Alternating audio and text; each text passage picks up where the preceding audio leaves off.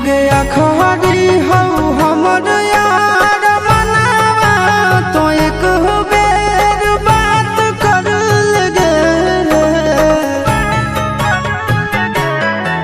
हो गया खरी हो हमर यार मनावा तो एक बेर बात कर लगे। हो गे सोना यारावा हो भरती पटनवा में आके मुलाकात कर लेगे। आगे सुना यारावा हो भरती पटनवा में आके मुलाकात कर लेगे। आगे चली जाइबौ छोड़ी के दुनिया विदाई अपने हाथ कर लेगे। आगे सुना यारावा हो भरती पटनवा में आके मुलाकात कर लेगे।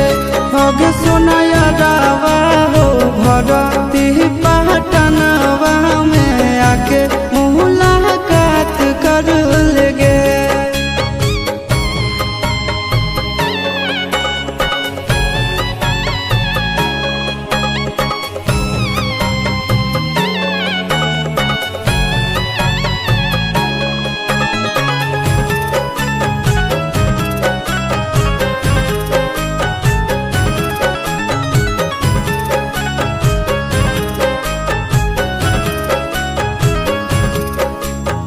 मोरे घर पनिया पिलाई दी है जान गे।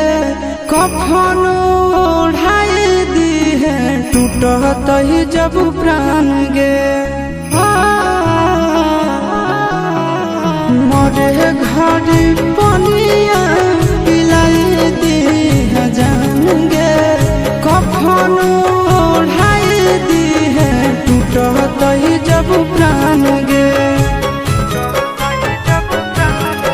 हगे हमारा से तोरा जाती